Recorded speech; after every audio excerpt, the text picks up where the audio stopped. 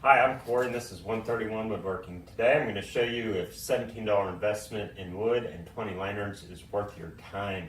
We'll also go through a pricing structure, how we price stuff, and how we determine whether or not we make money. So stay tuned and let's get to building. So I sold probably the most lanterns I've sold at one time. That's 15 sets. So each lantern's got 4 long pieces, 8 short pieces, quite a bit of cutting. So we're going to take some construction grade lumber, cross cut it to rough length. We're going to mill it up.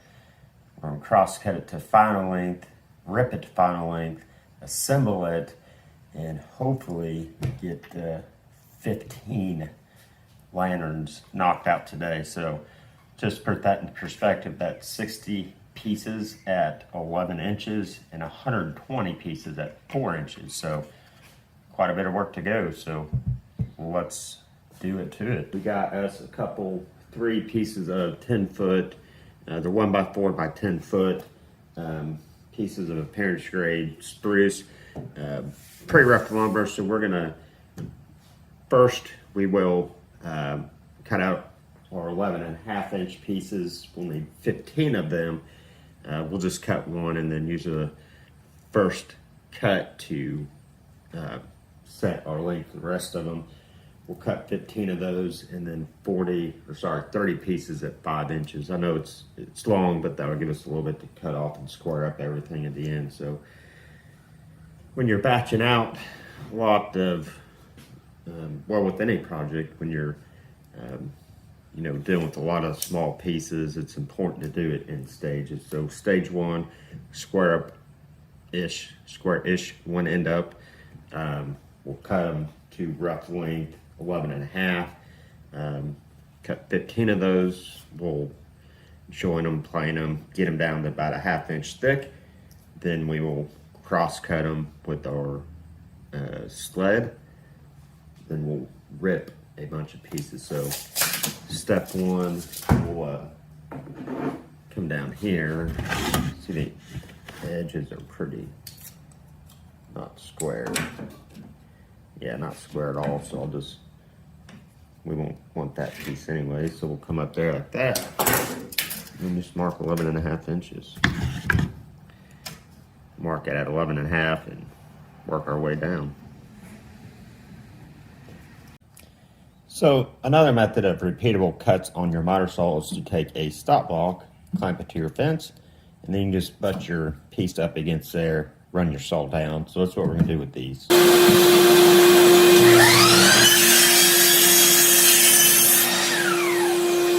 So on second thought, when I measured out 5 inches and realized I'm going to run these through a jointer and a planer, 5 inches is probably just a little bit too short to safely do that. So I'm cutting at 10 inches, and then I'll just have to be very careful how I arrange these boards so I don't miscut when I do my final dimensions. So I'll cut these at 10 inches, and then when I set up my cross cut sled, I'll cut them to the final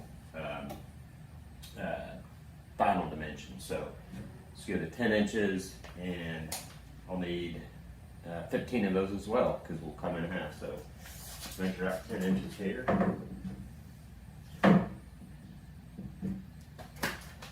Always lose my pencil. Everybody else do that?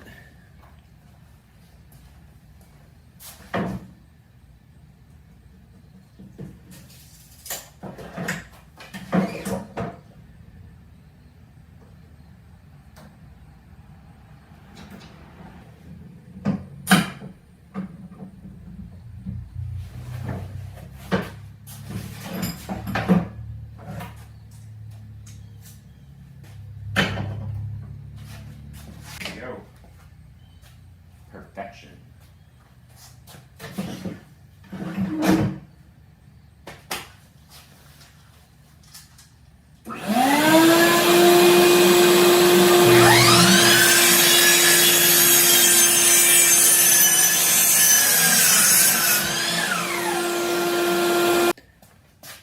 So that's what 30 feet of board looks like. after it's all cut up to rough dimensions. Now I'm going to clean up the faces. I needed to get it to 1/2 inch thick for our lantern design. So milling time, we got planer joiner to run through, and then we'll cross cut them. So since I'm kind of dumb and make a lot of mistakes, I labeled the end of each board. So 11-inch boards. I did the same thing with the 4-inch boards. So we'll run them through the planer, smooth up one face, one edge. I'll X those out, mark those, and then we'll run them through the planer to get them down to 1/2 inch. So about 1/4 inch of wood to take off. I know it's a lot of waste.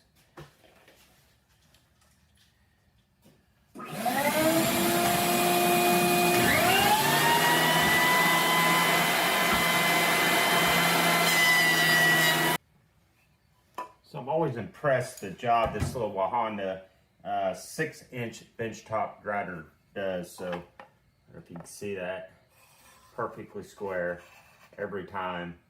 For the price and for my shop needs, this 6-inch thing is the way to go. So if you're looking for an upgrade, look at the Wahonda joiners. A few more to do. So one of the things I'll do when I'm working with the joiners, I'll try to figure out which side is the flattest, joint that, and then use a planer to smooth out the other side. So, I mean, just look at I'll show you a quote before and after. You see the wobble on that?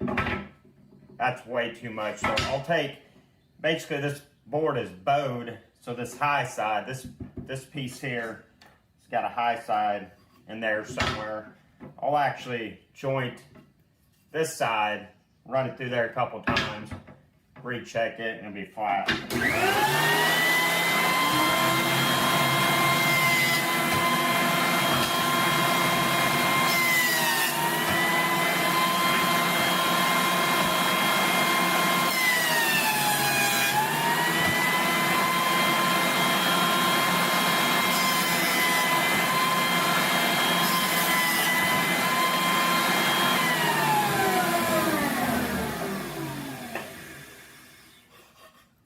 Just like that, couple passes, thing's flat. No more wobble in that one. So just mark your jointed edges, which this is easy to say which one's jointed, which one's not. The side grains, I just mark them to make it easy. We'll put that side up against the table saw fence when we get to it. Well, one thing about it, this process creates a lot of sawdust. This is the second bucket, but got them all planed up, jointed up. We'll do a quick sanding and then start table sawing. So after the joining and planing process, this is what we're left with. This is pine. I really like the green tint. You get all sorts of different colors in pine, greens and purples. I'll take the time right now in this process to sand these while they're still 4-inch boards. So I'm just going to hit them with 100 and then 120 grit. I'll get them all smooth. Then we'll cut them to dimensions over on the table saw, and then we'll assemble, and then kind of last absolute pieces we'll do some hand sanding to them. But I'm telling you, sanding them in this step of the process versus 1/2-inch strips is way easier. So unless you really want to watch me sand, I'll just cut over the table saw. So now cut the long boards, or 11-inch boards, to size. I've got my stop block set up over here, 11 inches from my blade. What we'll do is we'll square up one edge, slide it over, cut it. These are actually pretty square. Yeah, pretty square. So in this case, we'll just slide it over.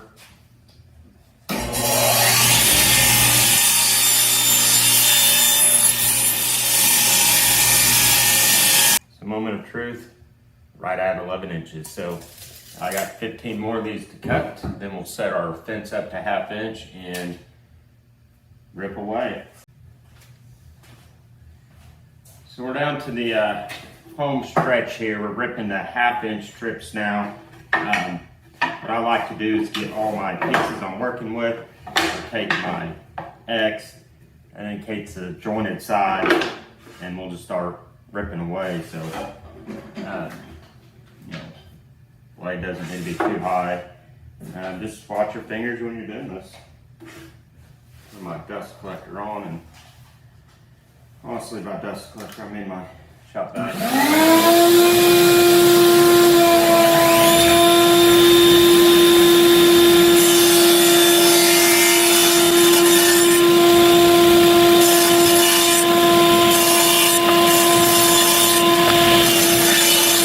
So out of each 4-inch 1x4, and once we cut it to length, you're going to rip it, you're going to get 5 pieces per section. So we're going to go ahead and cut the rest of these up, and you're going to have some thinner pieces. I'll keep these around for something. I'm sure I'll figure something out with them shims maybe later on. So I don't know, just try to keep them together as best you can.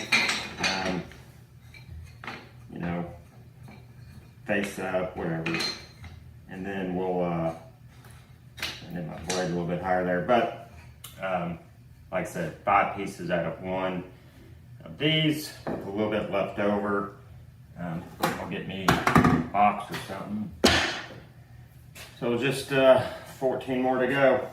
So I was able to get 5 1/2 inch wide strips out of each board. And now it's time to rip these down to 4 inches. So you can see we got some pieces that got some ugliness to them, so we'll cut around that, and we'll have some extra pieces. The reason why I chose to cross cut everything at the same time is so I get equal sized pieces every time. So now it's just cross cutting, using one of my drill caddies that I made a couple weeks ago to cut around all the, will eventually be 4-inch strips. So if you want to see how we made those, check out the card above. So let's get to cutting.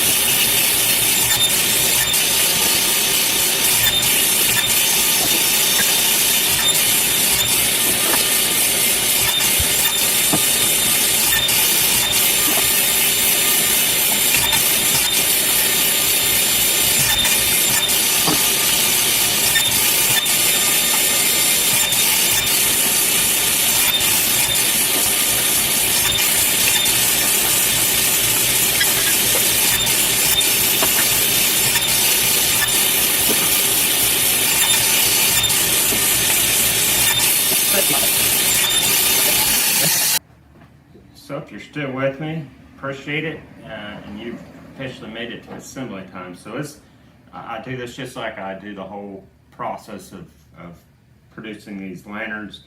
I will do them in stages. So I'm going to clamp some pieces to my table. It's going to help me flushing them up, squaring them up. I'll put some glue, drive a nail in it, just keep working my way down the line, flip them over, do the other side, and then start with 4 more. Do that 40 times for 20 lanterns.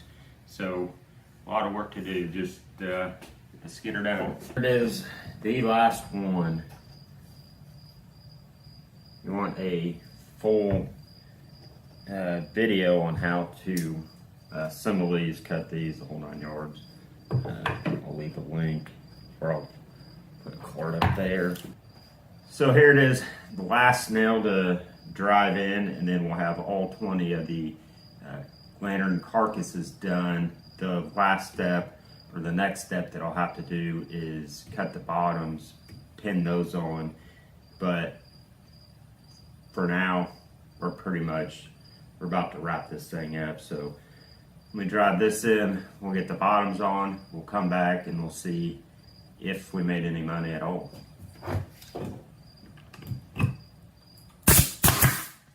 That's it, done. All right, so here is my pricing strategy.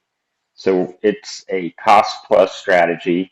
And what we're going to do is we're going to take our price of materials, mark that up 10%, look at labor and consumables, and then take a recommended sale price at 20% profitability based off our total cost of goods to produce. So in our case, it was $16.86 to purchase the lumber, 6 hours at $25 an hour, so $150 total. So it cost me $185.40 to produce these. So when we look at the consumables, sometimes this is a pain point for customers, and you just have to explain it. Hey, I got to buy sandpaper, I got to buy nails, I got to buy finishes. I can charge you per nail, I can charge you for dabber glue, I can charge you the cost of that finish I had to buy per your